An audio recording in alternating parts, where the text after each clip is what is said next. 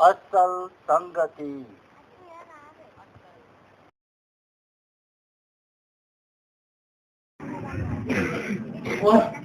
7 वर्ष हुन्छ 4 बजे नै सुन्छु अब आउँछ भन्नु होला के भन्छ यो बिजुली के हो उता मेरो कुरामा पारी छ उता राज सबै दिन खेल्दैछ होला हो नि तिमीहरू त हुन्छ नि त्यहाँ म सिरोले विदेश सडक पैसा बढाउँछ घरमा के अस्ट्रेलिया मोडी बस्छ दिनको पनि त मोड्दैछ घुम्सन पर्छ के आफ्नो त बाउले साथी राख्छ रात भरि सुत्न दिँदैन के यस्तो टेन्सन बसेर सुत्नु पनि लाला तिमीले यहाँ कति गफ गरेछौ दाइला बाटे उला जा उला के गर्नु गाछ झुल्नु त साथ नचुल भन्छ जोल्न त ओए के क्या बाटो त्यो जानु पर्दैन हो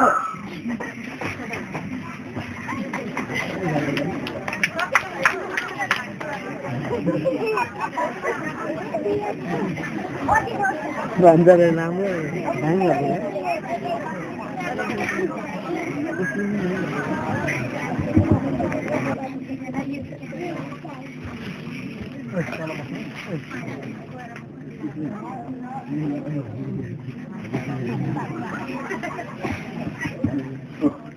आजको कार्यक्रममा त साह्रै चल्यो ए भाइ के गर्नु नभए पनि नहो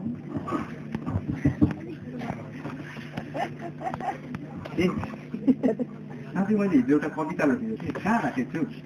यहीँनिर राखेको जस्तो लाग्छ कति चलाएको छ मेरो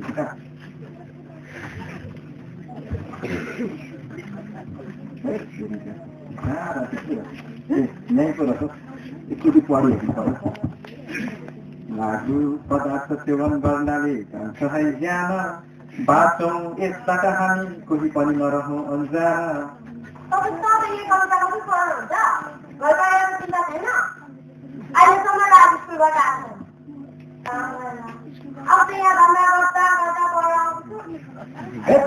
गर्नु पर्छ कि त्यो आफूलाई पनि त केही सम्झाउनु पर्यो कतै साथीकोतिर गएर नि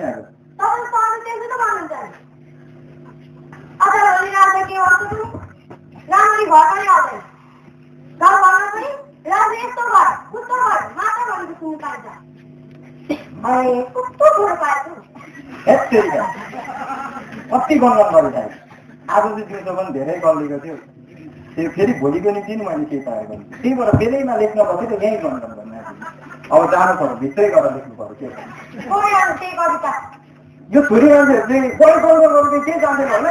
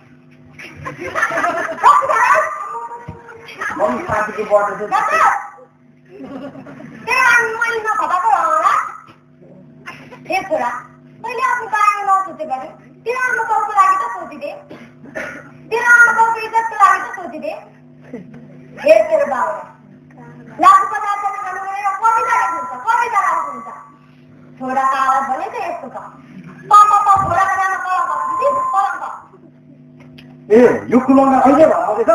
खेर कतिखेर भराउने समय हो कतिखेर भराउँदैछ के हो त आजको नि तेरो नआउने ठेगान छ नखाने ठेगान छ नखाने ठेगान छ के भयो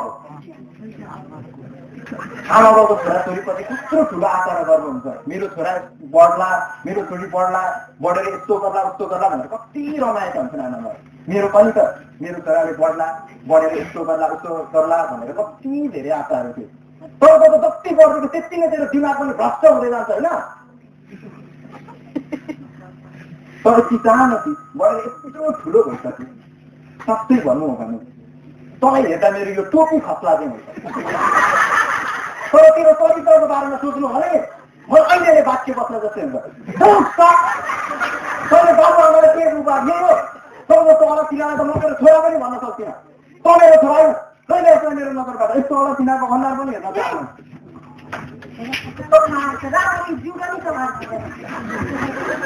जिन्दगीमा पनि के सम्झ्यो के हुन्छ आमा बाउको मन छोराछोरीमाथि छोराछोरीको मन ढुङ्गा बुढामाथि भन्थे बुढापाकाले यो चाहिँ मेरै थप्लोमा आइपरेछ त्यही त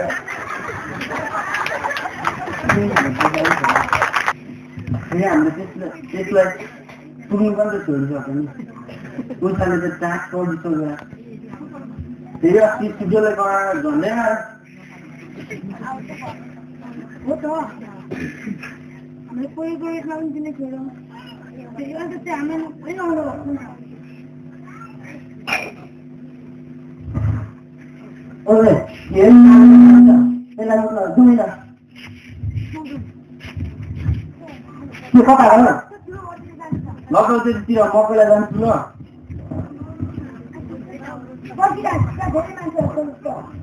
ला उही मलाई त मेरो याबसले बोलाउँदैछ म गएँ कतैले साथी याबससँग जाँदै हामी त आएको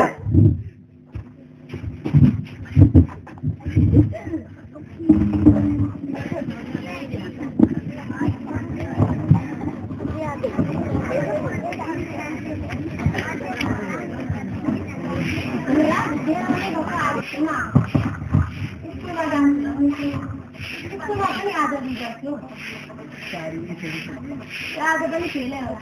आउँदा खेल्यो हुन्छ अहिले पास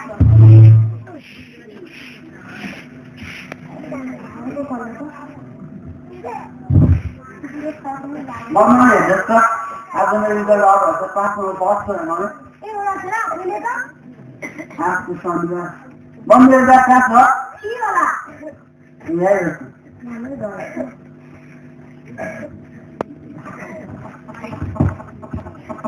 कसको फोन आयो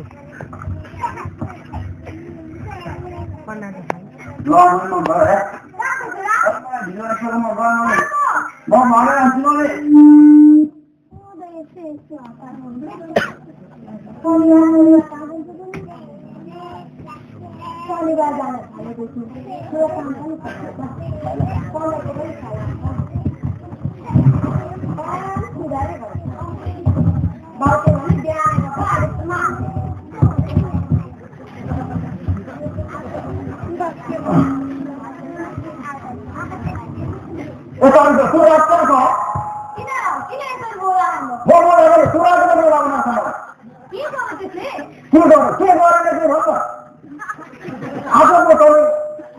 आज बिहानको म गाउँको बैठकमा गएको थिएँ त्यहाँ मान्छेले मलाई भन्दै थियो त्यो शनिबार शनिबार कहाँ बुझ्नु भएको त्यो शनिबार शनिबार चौकमा जानु अब त्यहाँको मलाई गाउँमा मान्छेहरूले भन्दै थिए तेरो छोरा त क्रिस्चियन भएको छ तेरो छोराले त विदेशी धर्म लिएको छ तब हाम्रो गाउँ समाजमा पनि पानी नपाउने भइसक्नु भनेर मान्छेले मलाई गिल्ला गर्दै थियो यो राजनीति मलाई कहिले खुसीको दिन देख्न दियो होइन आज 1 वर्ष अगाडि पनि मसँग क्लबमा खसेर निकै बिग्रिएको थियो अब त मेरो छोरा सुध्री होला भनेको त के को सुध्रिन्छ उल्टै क्रिस्चियन भएको थियो यसले त इज्जतमा त कालो मतो त्यो दल्थ्यो अब आरोप मात्रै न मैले आज बितेलाई जानेको छु मलाई त अस्तिदेखि शङ्काका लागिरहेको त्यो त्यस्तो खुट्टा भएको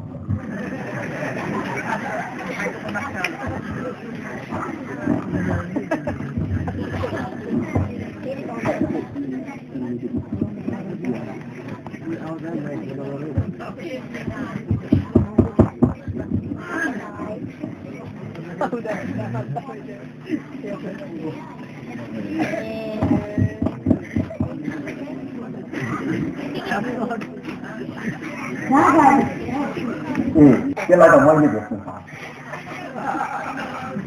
छ त आइपुगे त हामीलाई हाम्रो धर्म संस्कृति वर्षौँदेखि चलिआएको परम्परालाई बितेर पुरै धर्म लिने मान्छे किन कुनै पनि क्रिस्चियनलाई यो धर्म आउने अनुमति छैन बुझिस् त जुन दिन क्रिस्चियन भइस् नि त्यही दिनदेखि हाम्रो छोरा मरिसक्यो यसैले त गइहाल्नु आएर बुवा म त आएको छु म त आएको छु कहाँ लागेको छु मलाई त फेरि गरेको त लाग्छ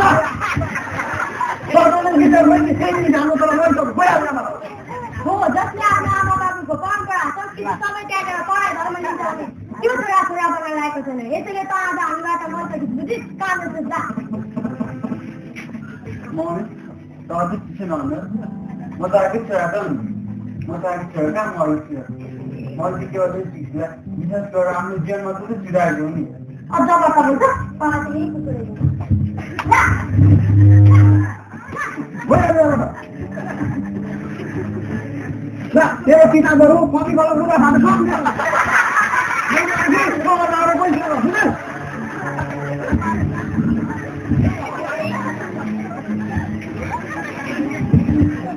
पर्दा सेटमा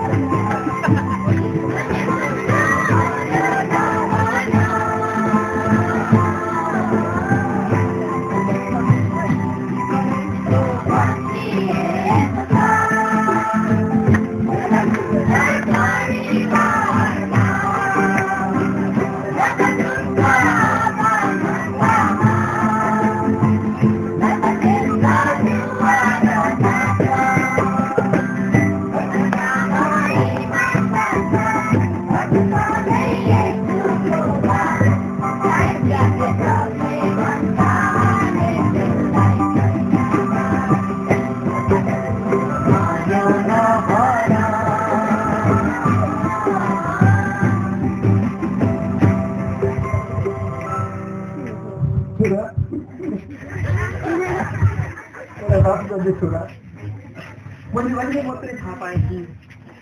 मैले आज भने सबैले यो असल सङ्गतिलाई बच्याएर आएको छोरा मलाई माफ गर्दैछु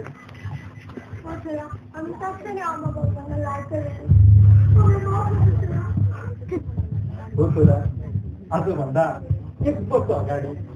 तल नचाको विगतमा बसेर निकै बिग्रिएको बेला पनि मैले तँलाई राम्ररी सम्झाउन सकेँ म कहिले आफ्नो व्यस्ततामा रहेँ तर आज त असल भएर तेरो यो असल सङ्गतिसँग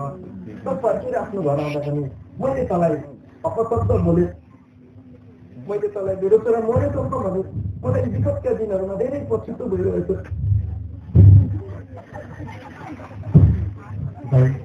विगतका कुराहरू सम्झेर अब पछुतो गर्नुमा कुनै पनि फाइदा रहेन बरु जुन कुरा भइरहेको छ त्यहीद्वारा हामी केही कुरा बुझौँ न सायद परमेश्वरको योजना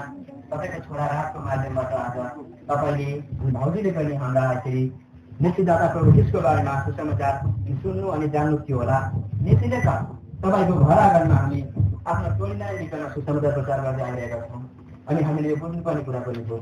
कि हामीले आफ्नो छोराछोरी आफ्नो सन्तानहरू असल भएर हेर्न चाहन्छौँ उनीहरू असल समाज गरेको हेर्न चाहन्छौँ पछि गएर असल मानिस बनेको हेर्न चाहन्छौँ भने हामीले यो कुरालाई ख्याल गर्नुपर्ने हुन्छ कि हाम्रो नानीहरूले कुन प्रकारको समाज गर्दैछन् अनि कसरी आफ्नो जीवनलाई बिताउँदैछन् भनेर हामीले एकदम ख्याल गर्नुपर्ने हुन्छ अनि त्यस्तै छ बाइबलमा पनि 1:15-33 पदमा लेखिएको छ कि खराब कर्मले खराब चारजनालाई बिगार्दछ अनि हेर्नुहोस् न कति हामी विश्वासी घरनामा कति यो प्रकारका आमाहरू हुनुहुन्छ जसले चाहिँ आफ्नो नानीहरूलाई सन्डे स्कुलमा पठाउन इन्कार गर्नुहुन्छ किनकि उहाँहरू भन्ने गर्नुहुन्छ कि सन्डे स्कुलका टिचरहरू जुन छन् उनीहरू यस्ता छन् उस्ता छन् अनि उनीहरूले हाम्रो नानीहरूलाई कसरी सिकाउँछन् यस्ताहरूले हाम्रो नानीलाई सिकाएर के हुन्छन् र भन्ने गर्छन् तर उहाँहरूले यो कुरालाई भन्नुहुन्छ कि जति समय टिचरहरूसँग उहाँका नानीहरू हुन्छन् अर्थात् हामीसँग हुने गर्छन् त्योभन्दा कैयौँ गुणा समय त टिचरहरूलाई जो आफ्नै नानीमा बसेर परिश्रम मेहनत गर्नेहरूलाई उनीहरूलाई पनि त्यो शुभकामना हुन जाँदो रहेछ। अनि हेर्नुहोस् न कति यो प्रकारको आमाहरू हुनुहुन्छ जसले चाहिँ आफ्नो नानीहरूलाई एकदम हृदयबाट बढीभन्दा बढी माया अनि प्रेम मात्रै गर्नुहुन्छ जसको कारण नानीहरूलाई थाहा हुँदैन कि कुन असल कुन खराब हो। अनि यो कारणले गर्दाखेरि नानीहरू कहिल्यै पनि कुसङ्गतिको शिकार हुँदो रहेछन् अनि आफ्नो जीवनलाई यसरी खेर फाल्दो रहेछन्। जस्तो तपाईँको छोराको पूर्व जीवन थियो त्यो अनुसारको जीवनमा पुग्दो रहेछन् र आफ्नो जीवनलाई नाचमा पुर्याउँदो रहेछन्। तर जे जस्तै भए पनि आज तपाईँको छोरा लास्टको जीवनबाट हामीले थाहा पाउन सक्यौँ कि हाम्रो नानीहरूलाई असल मानिस बन्नु छ भने सधैँभरि असल सङ्गतिको खाँचो पर्दो रहेछ। हो भाइ यो कुरा सत्य नै सत्य रहेछ। आज मैले मेरो छोरा लास्टको जीवनबाट थाहा पाएँ कि मान्छेको जीवनमा त्यो सङ्गत भन्ने कुराको ज्यादै महत्त्वपूर्ण भूमिका हुँदो रहेछ। अनि म अझै अर्को कुरा पनि बुझ्न चाहन्छु मेरो यो छोरा राजले त्यस्तो कुलतमा फसेर बिग्रिएको अवस्थाबाट कसरी यस्तो परिवर्तित जीवन जिउने मौका पायो म त छक्कै परेँ। त्यसैले म यो कुरा पनि बुझ्न चाहन्छु छोरा के तेरो आमा बाबुलाई तेरो यो परिवर्तित जीवनको बारेमा बताउँदैन? अवश्य अनि बताउँछु बा मैले त बताउनु पर्ने खुसी हो। हामी आज हामीलाई 1 वर्ष अगाडिदेखि हामी साथीहरूसँग बाटो जस्तोमा आसँग दिइरहेको त्यही समयमा एकजना मान्छे उहाँ हुनुहुन्छ उहाँ हामीले निक्लाउनुको पछि गयो त्यो मान्छे ठुलो घरमा गयो अनि हामी त्यहीँतिर गयौँ। हेर्दाखेरि त्यहाँ धेरै नानीहरू रहेछन्। त्यो देखेपछि मेरो साथीहरू भागिहाल्यो म चाहिँ त्यहीँ रोकेँ किनभने त्यही नानीहरूको भिडमा यो मेरो साथी यहाँ बसेको छ। अनि उसले मलाई बोलायो र मलाई जान्दैसँग बसेँ र मैले जिन्दगीमा पहिलोपल्ट एक प्रकारको आनन्द महसुस गरेँ। अनि उहाँ सन्डे स्कुलको टिचर र यो मेरो साथी यादको धेरै सहयोगले गर्दा मैले नेसनल क्लबबाट पनि शिक्षा पाएँ र परिवर्तित जीवन जिउने मौका पाएँ। त्यसैले मैले त्यसको कसैसँग कुरा थाहा पाएँ। छोरा आज मैले तेरो जीवनबाट धेरै महत्त्वपूर्ण कुराहरू थाहा पाएँ कि मान्छेको जीवनमा सङ्गत भन्ने कुराको यति धेरै प्रभाव हुँदो रहेछ। अनि हामी आमा बाबुले आफ्नो छोराछोरी असल भएको हेर्न चाहन्छौँ भने सानैदेखि त्यो नानीले कस्तो प्रकारको सङ्गतलाई पछ्याउँदैछ भन्ने कुरा बुझ्नु आवश्यक रहेछ। अनि त्यसको बारेमा सुझाव पनि सल्लाह दिनु आवश्यक रहेछ। अनि नानीहरू पनि असल हुन चाहन्छन् भने ती खराब साथीहरूलाई छोडेर असल हुने अर्थात् यीशु ख्रीष्टलाई ग्रहण गर्ने इच्छा गर्नुभयो र अति नै खुसीको कुरा हो। यस कुरामा हाम्रा परमेश्वर पनि अति नै खुसी हुनुहुनेछ। यसको निम्ति अथवा तपाईँको छोराले जस्तै जीवन पाउनको निम्ति तपाईँले मात्र आफ्नो हृदयबाट अनि आफ्नो मुखबाट हुँदा देखिकन म पापी रहेछु भनिकन स्वीकार्नुपर्छ सर्वप्रथम। अनि तपाईँ परमेश्वरको जन बन्न सक्नुहुन्छ अर्थात् उहाँलाई तपाईँले धारण गर्न सक्नुहुन्छ। त्यसो भए त भाइ हामी यहाँ आगोनमै बसेर त्यो काम गरौँ न, हुँदैन र? भइहाल्छ नि। जब छोरा तेरो साथीहरूको लागि र अङ्कलको लागि उठाउनलाई गुन्द्रीहरू लिएर आइज यही आगोनमै हामी बस्छौँ। छिटो ले